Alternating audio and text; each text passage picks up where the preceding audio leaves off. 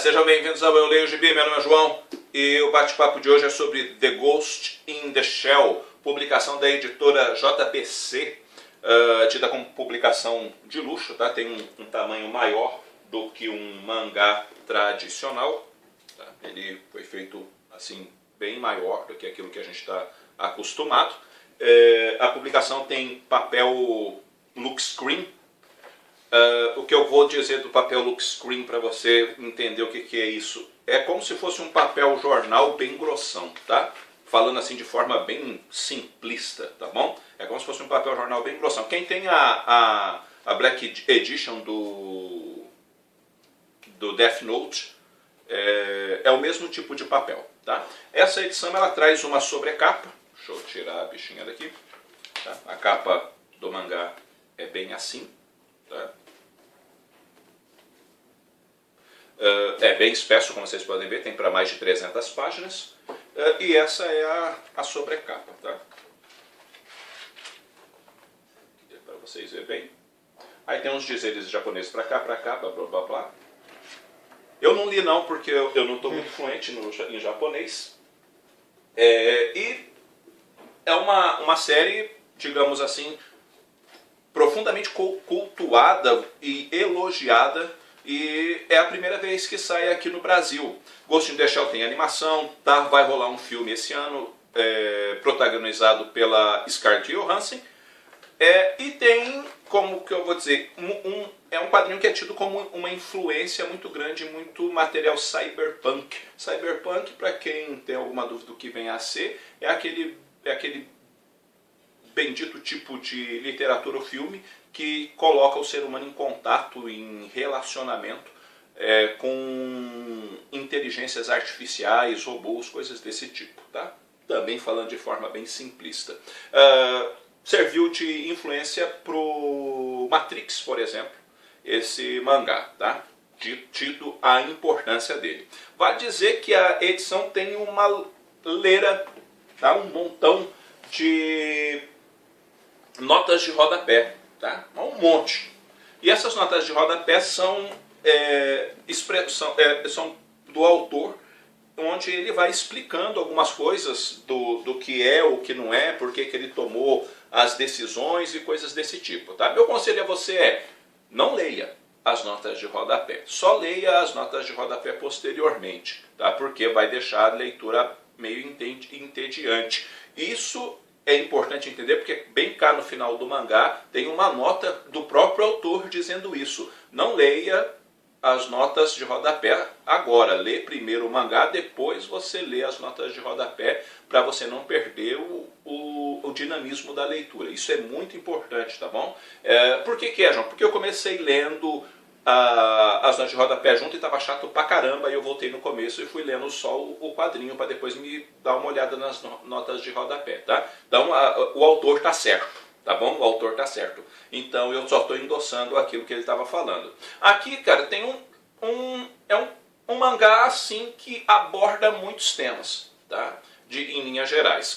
É volume único, tá? E ele aborda muitos temas. Ele vai te levando a cada capítulo. É uma história que vai sendo construída capítulo a capítulo até ter um desfecho, tá? Mas ele aborda muitas temáticas, como por exemplo a questão dos direitos humanos, tá? Dentro de uma coisa mais ou menos assim. Você tem direito a comer, mas o cara que tem fome e não tem comida, o direito que ele tem não está sendo dado a ele. Então, de que adianta as pessoas terem direitos se elas não têm acesso ao direito?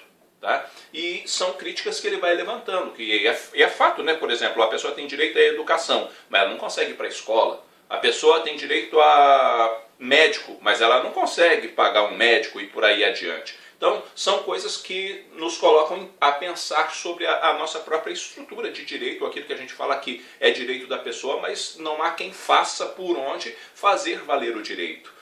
Ele também trabalha com temas sociológicos, como, por exemplo, manipulação de massa, exploração de trabalho escravo, tá bom?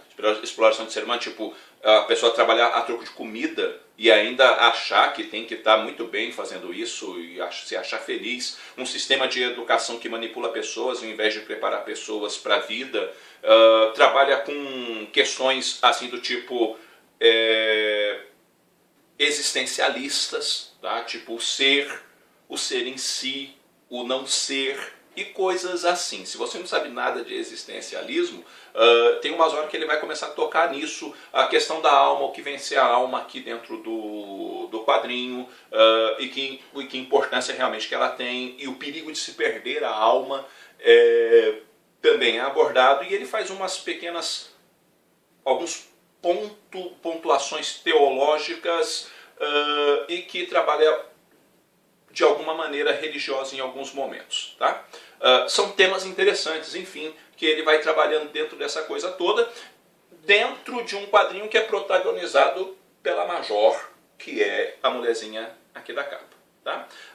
Ela trabalha para a seção 9 e é uma agência do governo que tem carta branca para fazer praticamente de tudo. Ela só está abaixo do primeiro-ministro do Japão, e eles então vão resolver os mais diferentes casos dentro daquilo que eles precisam interferir, e eles, se preciso for, eles vão matar o bandido, se não vai prender, enfim, eles vão fazer aquilo que é necessário, e existe um vilão por trás aí das coisas também, que você vai descobrindo ele a partir do próprio mangá, tá? Que é, no caso, o mestre dos fantoches. Tá? No mais, é um quadrinho bacana, tem bastante ação, tem uma condução assim interessante, porém, entretanto, em alguns momentos eu achei ele meio maçante, porque às vezes ele tem falas demais, tá? Fica prolixo em alguns momentos, e eu acho que se o autor tivesse dado uma reduzida nisso, teria ficado fluiria melhor assim a história, tá? Isso é opinião minha, tá? Mas, de repente, para você não ficou nada prolixo, para você foi tudo uma beleza. Mas para mim, em alguns momentos eu achei sim que ele ficou um pouquinho cansativo, porque estava estendendo demais determinados assuntos que poderiam ser concluídos e que não estava contribuindo tanto assim para o desenvolvimento da história, mas uma expressão própria do autor. O autor não escreve o mangá, para lhe dizer, meramente para escrever o mangá. Ele acaba deixando claro que ele espera que seja proveitoso para a vida da pessoa aquilo que ele está lendo. Tá? Então ele não está trabalhando, de certa maneira, com mero entretenimento. Ele também está trabalhando com alguma coisa que põe as pessoas a pensar. Tá? Mas Ghost in the Shell é mais ou menos isso, tá bom, gente? E é um mangá bacana, vale a pena ter na coleção. Busque sempre com um desconto bacana, porque ele também não é baratinho, tá? Por causa disso tudo. Eu peguei num desconto bacana, inclusive, só assim também peguei, porque senão ficaria complicado. E antes de eu terminar, né, vai que eu esqueço, vamos dar uma olhadinha na arte, tá? Tem mais ou menos umas 60 páginas de quadrinho colorido, tá? Mais ou menos umas 60. A arte é bacana, né? O cara faz um trabalho bacana, ora ela está mais corrida, ora ela está mais detalhada, tá? Mas ele faz um serviço bem bacana, tá? O autor, o Shiro Masamune, adoro falar esses nomes do japonês, porque eu estou muito treinado também para falar esses nomes do japonês, tá? Mas que nota eu dou para esse material? Eu dou uma nota 8,5, tá? E recomendo a leitura para vocês. Bom, gente, é isso daí. Eu vou ficando por aqui. Espero que esse vídeo tenha sido útil para vocês de alguma maneira.